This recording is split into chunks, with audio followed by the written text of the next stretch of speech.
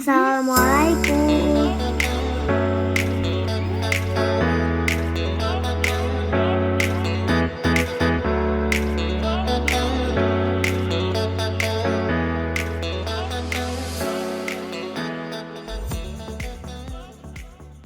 Bismillahirrahmanirrahim. Assalamualaikum warahmatullahi wabarakatuh.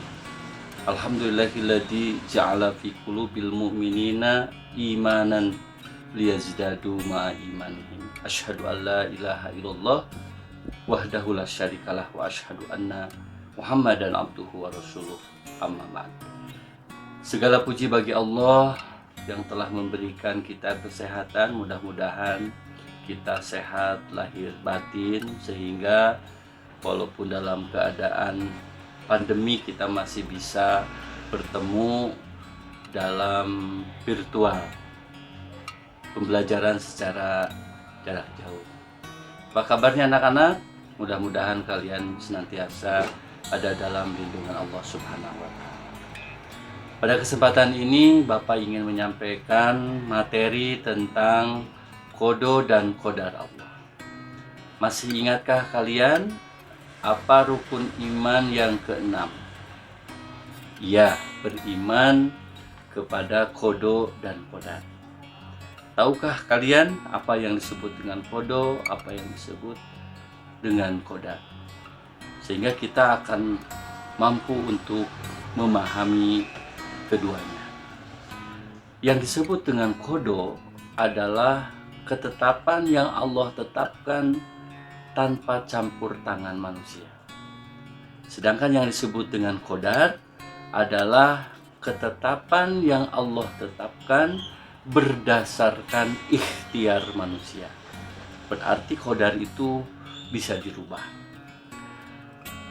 Anak-anakku yang Bapak cintai dan Bapak banggakan, bahwa dalam sebuah hadis Rasulullah mengatakan ketika kita diciptakan oleh Allah dalam perut ibu kita, 40 hari yang pertama itu berupa nutfah, 40 hari yang kedua berupa alaqah, dan 40 hari yang ketiga berupa mudghah. Apa yang disebut dengan nutfah? Yang disebut dengan nutfah itu adalah tetesan air yang sangat kecil. Sehingga dalam sebuah buku yang berjudul Islam versus Sains Modern, Dr. Zakir Naik mengatakan di antara 1000 sampai 2000 juta sperma yang dikeluarkan oleh seorang laki-laki, maka hanya 1000 sel saja yang dapat mendekati sel telur. Dan di antara 1000 sel yang mendekati sel telur itu, hanya satu saja yang mampu membuahi sel telur. Maka yang satu itulah yang disebut dengan nutfah. Lalu apa yang disebut dengan alaqah? Yang disebut dengan alaqah adalah segumpal darah. Darah yang membeku.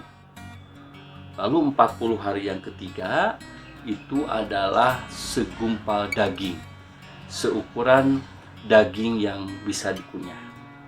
Maka ketika posisi kita itu 40 hari yang ketiga, atau disebut 4 bulan, maka Allah mengutus malaikat, summa yursalu ilaihil malak fayanfuhu fi ruh.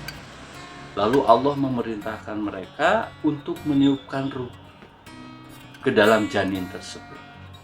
Maka sebelum janin itu ditiupkan ruhnya, Allah bertanya, alastu birabbikum, apakah kalian yakin bahwa aku ini adalah Tuhanmu?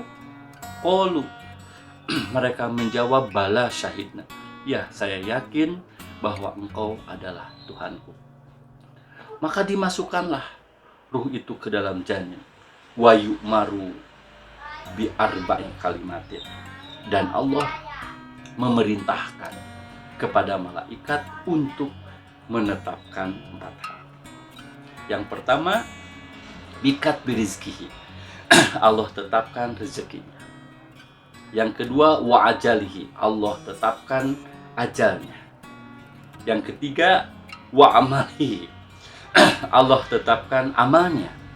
Dan yang keempat, Allah tetapkan celaka dan bahagia.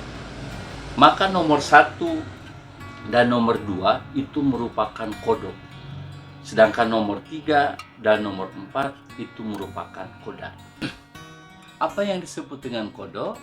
Yang disebut dengan kodok adalah ketetapan yang Allah tetapkan tanpa campur tangan manusia. Artinya tidak bisa dirubah. Itu merupakan hak prerogatif Allah. Seperti rezeki, semua makhluk hidup sudah Allah berikan rezekinya. Begitu juga kematian. Siapapun di antara kita yang hidup pasti akan menemui kematian. Siapapun itu, tidak ada yang langgeng. Tetapi kita tidak tahu kapan kita akan mati, di mana tempatnya, jam berapa, hari apa. Itu semua adalah hak prerogatif Allah. Dan itu tidak bisa dirubah. Seperti matahari terbit dari timur, tenggelam di sebelah barat, itu juga merupakan kodok, ketetapan yang Allah tetapkan tanpa campur tangan manusia.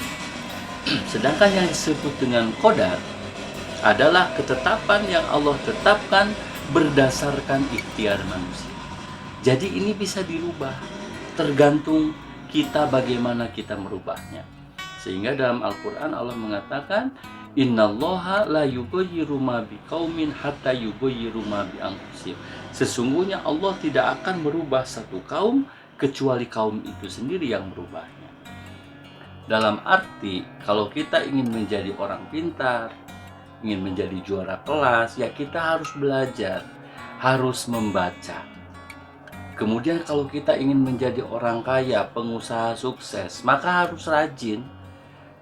Kita berusaha, kita harus giat, kita harus gigih. Maka ini semua merupakan bagian dari qadar Allah. Oleh karena itu, seluruh kehidupan kita sudah Allah catat jauh sebelum kita lahir ke dunia ini. Jadi apapun yang terjadi, entah itu musibah, entah itu bahagia, entah itu sengsara, itu semua merupakan bagian dari qada dan qadar Allah. Disinilah kita harus beriman kepada qada dan qadar Allah, kepada takdir yang Allah berikan kepada kita.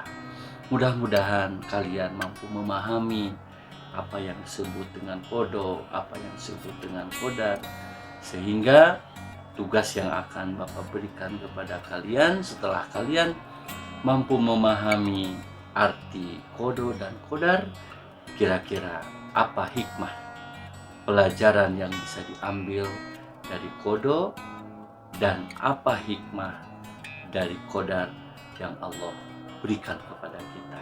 Silahkan kalian tulis dalam kertas folio.